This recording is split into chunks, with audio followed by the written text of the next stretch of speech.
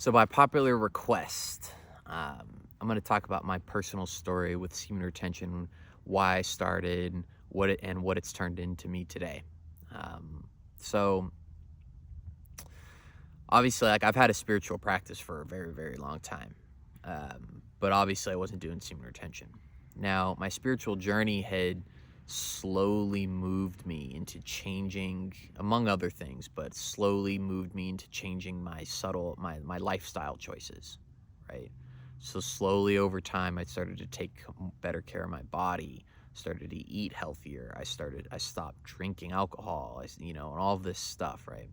Because as your vibration increases, when you have a spiritual practice and you're practicing these like higher level behaviors, and I'm not saying that in like a high, better than better or worse than someone. I'm just saying like there's certain actions and behaviors you're going to practice that are high vibration.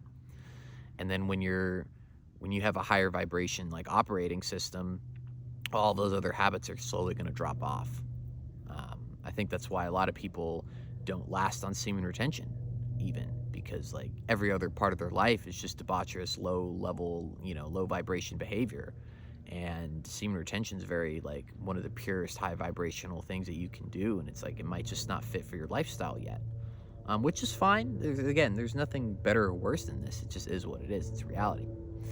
Um, and so I wasn't ready for semen retention for a long time, quite frankly. Um, I had to have a lot of other things in line first. But my biggest, I would say, like, my biggest course in life to that date was dating and relationships. I just had this this pull to just dating and women and and like all of that stuff. And I didn't realize until a little bit later, it was just like I had some demons, some traumas, and some insecurities and all this stuff that I talk about like on all these videos that I wanted to heal. I wanted to get rid of because I kept attracting all of the girlfriends I had was, like mirrors to me. And as I would, you know, I guess learn the lesson that I needed to in that relationship and magically it would just end. And then I'd meet the next one, and then I'd learn the lessons, and I'd meet the next one, learn the lessons, but I still had this pull to do that. Now, a lot of it was dopamine addiction that I didn't realize. And so I got to a certain point where I just started to see like, man, I just don't want to do this anymore. This is just exhausting. I don't feel good about myself and, with these behaviors and these practices, and I just want to stop doing it. I remember the last time, the day I realized, like, I just want to take a little break, and I genuinely am now just focused on trying to feel better in my life, like feel at peace and feel calm and relaxed and stable inside. I wanted to really get in touch with like masculine energy. I thought I was getting that from just dating and having sex and those unhealthy dopamine hits, which is I feel like why a lot of people have all the addictions and unhealthy habits they do, because they just want to escape how they're feeling. But I didn't want to escape how I was feeling. Like I didn't want to run anymore. I wanted to be able to just genuinely be okay with where I was at. And so now I didn't even watch any videos about it. I just naturally started semen retention. I said, I feel really good on this. And then I didn't just go try to do a streak or anything right away because I didn't know anything about it. I was just doing it, then I just started, releasing once a week. And that was good. I was performing better in the gym. I was performing better at work and in life and all this. And I wasn't worrying about women. And then the first, and this is why I say, like, the best relationships happen when you're not looking for them, right? Because then naturally I just ran into a girl and had a really amazing relationship for a while. Didn't last. It's all good. And then after that had ended, I had said to myself, I had this call. I'm like, I'm gonna do a year. I don't know why. I can't explain it. I just wanted to do the full year. I was ready for it, and it was fine. In the beginning, yeah, it was because I wanted to attract more women. That's why I say it's okay to start semen retention if you're doing it for those reasons. It's fine. It's going to change over time. It will. You make it far enough, I promise you it's going to change, because you're going to have these. What happens with semen retention is you have this organic wisdom that starts to develop inside. And when that organic wisdom starts to develop and you have the introspection, you have the groundedness, the spiritual practice, and all those other healthy lifestyle choices and all of that in line, you're going to start to make those changes naturally and organically. You don't even have to really try to do it. It just happens. That's what's cool about it. That's why I've said a lot of times, like, don't worry about the semen retention. Just allow it to work for you and to happen. And it's going to just naturally and organically happen the way it's supposed to happen for you, wherever you're at in life. Your job is to do the introspection, though, right? And to stay aware of these changes that are happening, these realizations. And so I was holding true to that reason, so I made it through the danger zone, the 3 or 4 months in. And then I went through the flat line, and it was like, oh, okay, I can relax now. When I went through the flat line, now that I think about it, that was when my reasons kind of started to change, because I had realized that when I wasn't getting those natural dopamine hits, or those unhealthy dopamine hits that I had been providing to myself for so long anymore, and my body didn't know how to make its own dopamine yet, so I wasn't getting any, so that's why I went through the flat line. That's when I had realized, like, wow, like, I'm really running and trying to avoid a lot by all of these unhealthy, debaucherous habits. And what sucks about it is that it's like any other drug. If you use dating and relationships and sex as a form of dopamine to avoid how you're actually feeling about yourself, you're just going to always need more and more and more and more. It's like any substance. Then you can't keep up, and then all of a sudden your life just gets completely consumed by that. And I had these realizations, and I was like, I'm good. I don't want to, I just don't want this. I want to be okay with me. I want to be stable inside, and I just want inner peace, quite frankly.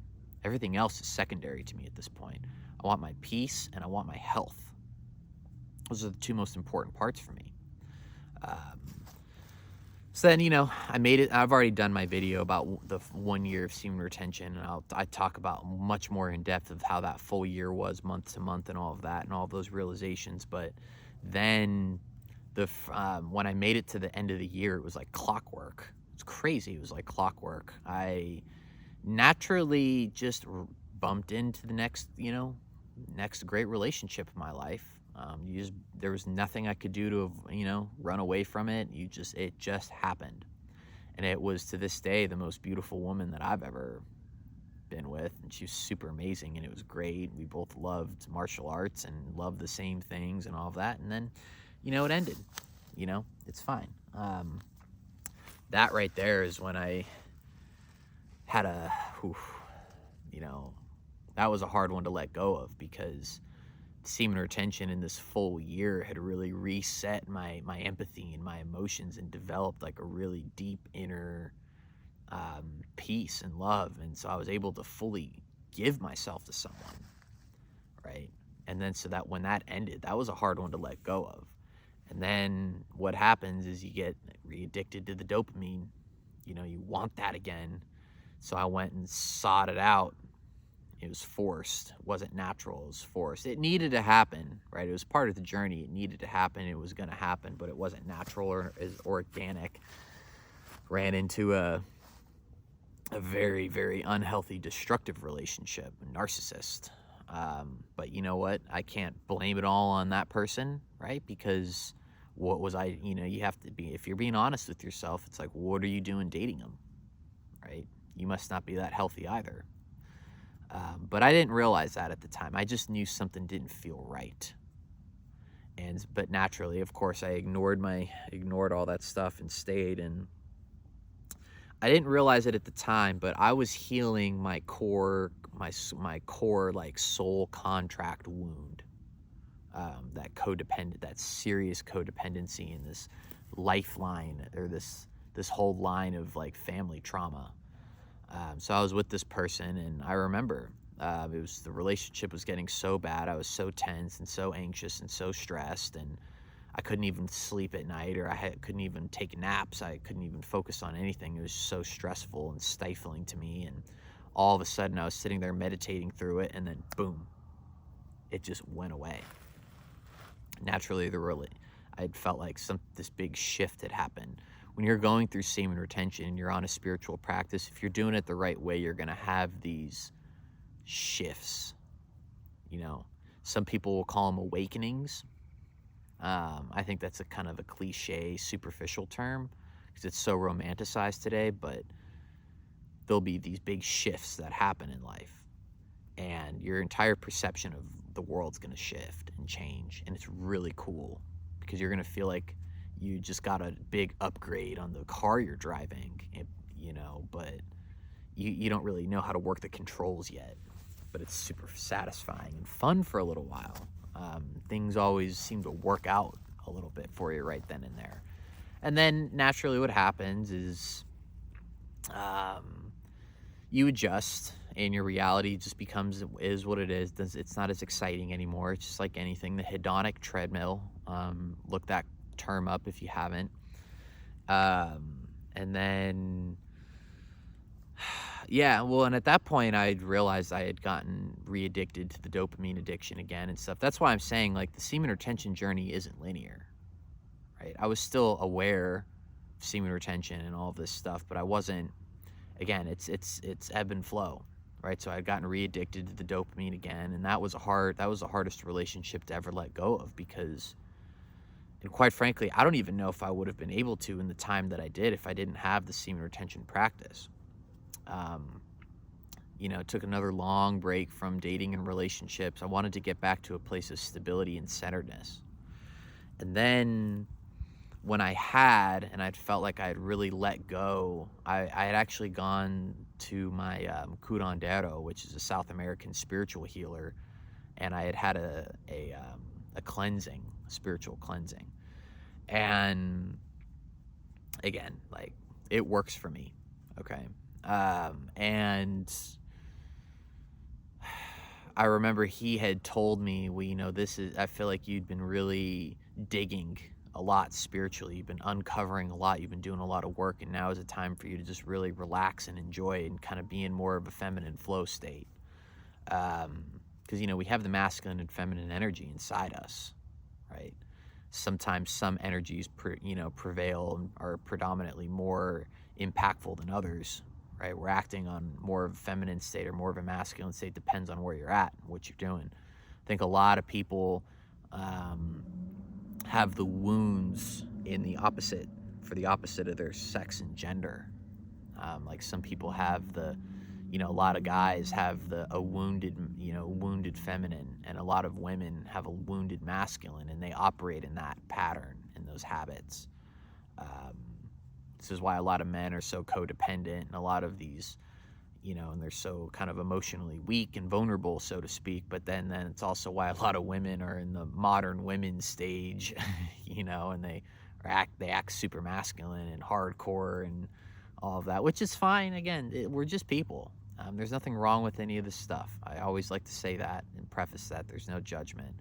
But then my semen retention journey had taken me to, I was just like, what, I want to date and I want to have some fun for a little while. But then what's interesting is that I started to realize that I was doing these old habits that I had done years ago before semen retention, but it just didn't fit for me as a person anymore. I had changed so much, and my vibration had raised, and I had just adjusted and shifted, and I was just like, I don't want to do this anymore. It just, I was trying to drive the old car as a new man. It just didn't work anymore. I'd outgrown the seats, or I guess I was trying to wear an old pair of shoes, and the shoes didn't fit anymore. Outgrew them. So that's what's gonna, and again, I'll stop there, because I think the most important point that would be taken away from this is that these organic shifts and organic changes that are going to happen to you in life, a lot of times they're going to go unnoticed until you're continuously doing a lot of old habits and a lot of things that you've been doing your entire life, and you'll realize that it's not working for you anymore. And instead of stressing and worrying about it, realize that, like, yeah, it's you that's changed for the positive. Your vibration has raised. And then you're gonna let go of those old habits and those old behaviors that might not be so good for you. And that's when the shifts start to happen, right? And then naturally you're gonna find and attract what is meant for you, and the new habits and the new people and the new relationships. It's all gonna happen organically. But you have to change yourself first. Right? And you can really, semen retention is one of the best ways and one of the only ways for that to happen organically and naturally, right? And so stay retaining, all right? My journey's not over yet either. We're all learning together, okay? I hope everyone has a great day. Bye.